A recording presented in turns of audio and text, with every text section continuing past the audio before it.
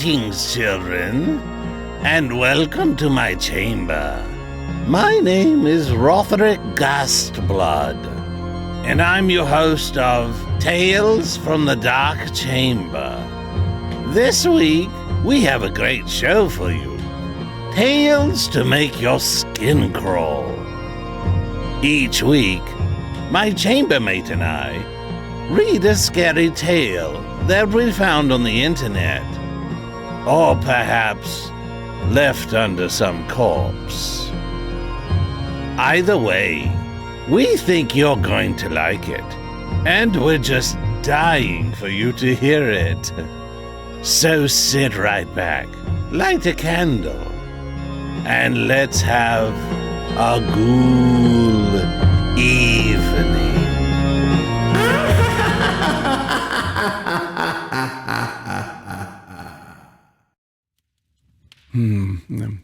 Yeah, what's up, Chief? What?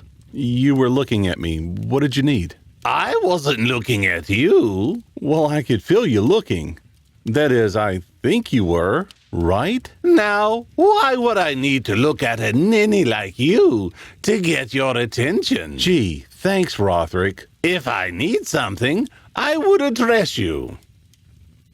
But what did you need, Woody? Huh? This time, you are looking at me. No, I wasn't. Well, I can always sense your vapid stare. Did you need something specific? Wasn't looking at you, and nope, didn't need anything. What is it? Rotherick, do you feel as though someone is watching you? Yes, I do. But none of my relatives are here. Oh, for crying out loud, it's Narcissus. She wants to be fed. Okay, girl, I'm coming. Well, I guess we know why we felt as though we were being watched. Which reminds me... You mean that reminds me of tonight's story? Yes, indeed. Well, tonight's story is about a single guy who feels as though he's being watched and finds out it's true in It Follows by Mike Mallow. Enjoy. It Follows by Mike Mallow. Have you ever had that feeling like you were being watched, but when you turn around to see there was no one there? Well, I've been having that issue nonstop for a little under a week now. I live alone in a small townhouse, only 1 floor and 5 rooms, and I'm a software engineer, so I don't get out much. But I've experienced the feeling even when I'm home. I've decided to help keep myself sane. I'd write about it. Well, that's what my therapist suggested. She claims I'm having a minor psychotic episode caused by loneliness or lack of human contact that has caused me to become paranoid. I think she's full of shit, and someone's out there to get me, but I guess that just proves her point. I spend most of my time in my room since that's where my computer is. I'm either working on developing new software for my company or sleeping, but occasionally I go out. I have to get groceries somehow. I went out today. I had run out of milk, so I made a quick stop by my local convenience store. On the way there, I knew I was being watched. I could feel their eyes on me. But as usual, whenever I would spin around to look at them, I'd be alone. I wasn't just being watched, though. This time I was being followed as well. I could hear the bushes around me rustling every now and then, and there was no breeze that would have caused that. I feel like I should say I don't suffer from any mental illness. I was never diagnosed or had any possible signs until this point. I would go to see a therapist to talk about work-related stress since I work in a competitive environment and it was company mandated. I just decided since she was there, I would tell her about me being watched and see if she could have helped. Well, hopefully writing helps. When I got home, I noticed small scratches on the bottom of my door, around the height of my knees. They must have been left there by some crazy runaway dog. I woke up this morning to a chill wind blowing through my open window. I shut the window every night before bed, so I knew it was closed when I went to sleep. There was a sickening smell that accompanied the wind. It smelled like gasoline and burning rubber. As soon as the smell hit me, I threw up. I shut the window and went to clean up.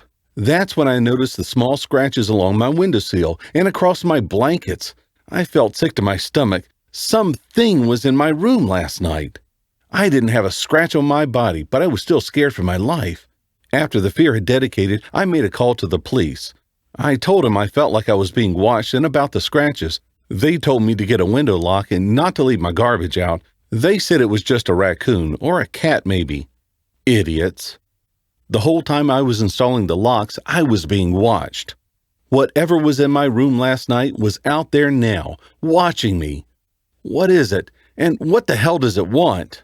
I sent my therapist an email telling her about the scratches and it coming in my window, but she told me I was letting my psychosis get the best of me and I was imagining all of this. She told me to try and keep my mind off it, so I decided to call a few of my friends over. Playing some games and drinking will help.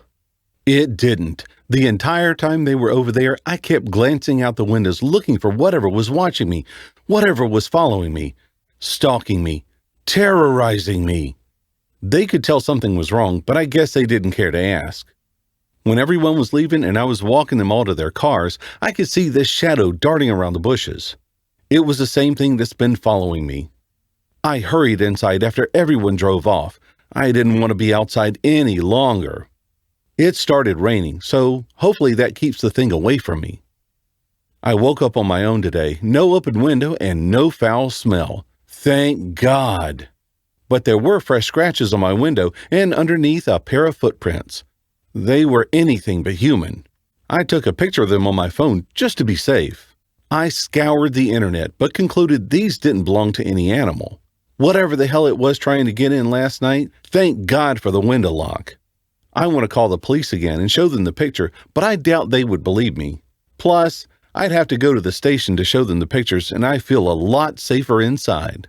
I didn't leave the house at all. I just sat at home and tried my best not to think about what was very obviously watching me. I don't understand how I constantly have the feeling of being watched, but I can never see what it is. Part of me is grateful, but at the same time, my curiosity needs to be quenched. I decided to set up a camera outside. I had an old webcam, so I put it on the fence that borders my house. I set it up to face my bedroom window so that if it tries to get in again, I'll have proof to show the cops and I'll know exactly what it is. I've had the camera set up for a week now, and it hasn't caught much more than a few shadows darting around. I haven't noticed any fresh scratches or any more sets of footprints. The burning rubber and gasoline smell still lingers along with the feeling of being watched, but other than that, I think I'm more or less in the clear. The camera must have made the thing stay away. It must not want to be seen. I emailed my therapist and told her this. She's glad to see I'm doing better, but says that perhaps setting up the camera was playing into my psychosis, and it may seem to be helping, but not to overreact if it catches anything. When I do actually get to see what this is, I'll show her. I was woken up in the middle of the night by my window being smashed. I remember screaming and thrashing. I could feel something on me. The smell of burning rubber and gasoline filled my room. I flailed wildly against the dark figure on top of me, my cries being dampened by its fleshy palm as it forced me down. I shook violently out of panic and sheer terror. I felt its sharp nails digging into me through the blankets as I fought against its immense strength. Due to the darkness and the panic, I didn't really get a look at what was on me, but it couldn't have been more than 4 feet tall, and it was very thin. It made this horrid screeching noise and then tore back through the now shattered window. I went straight to my computer, tears streaming down my bloodied face. I had to check the camera footage to see what it was. I needed proof before I ran away. The video didn't show anything, not until the end. The picture went all fuzzy for a few seconds, and when it came back, the window was already shattered. I couldn't see properly in my room due to the darkness, but I could make out my frantic struggles. Then the picture quality went fuzzy again, but at the very last frame, I managed to freeze it and see the creature as it ran out of my room. It must have broken the camera because all the recording stopped at that point. I saved the video to my hard drive, removed it, and locked myself in the bathroom until morning. I don't remember much else from that night. Mostly I spent the time shaking and crying. I'm not afraid to say that I was almost murdered by some monster. The police told me I was some scammer, that I used some internet program to make the video and smashed my own window to claim the insurance. Assholes. My therapist told me to stop bothering her with my nonsense, that if I wasn't going to help myself, then she was no longer going to help me. I know what I saw, and I never want to see anything like that again. So I'm leaving. I don't have any money, but I'll find a way to make it. I just know I can't be here anymore. I've been living fine for almost 3 years. I've got a wife and a kid now. My life was finally normal, and I was happy. All until this morning, when I noticed the unmistakable smell of burning rubber and gasoline. The smell alone sent waves of terror through my body. I never told my wife about the thing that attacked me. I didn't want her to think I was some crazy person like everyone else did. But when she told me she felt like someone was watching her, I knew I had to tell her because it was happening again. It Follows by Mike Mallow. Well, folks, that's our story tonight. Rotherick and I hope you enjoyed it. We sure had a great time bringing it to you, and we really appreciate you listening. Tune in next week when we bring you another chilling Tales from the Dark Chamber. And just a note, if you're an aspiring author and want your story read here on Tales from the Dark Chamber, send us a note at talesfromthedarkchamber@gmail.com. If it creeps old Rotherick out enough, we'll air it. And subscribe to our channel here for notification of our next new episode, and follow us on Facebook, Twitter, and Instagram. Remember, hit that like button and help us grow the channel. Also, make sure you tell your friends about us. Spread the word. If you want your story recorded for your own use, or just want to have it, check out my website at woodygvoiceover.net. You can order there. And again, thank you for listening tonight.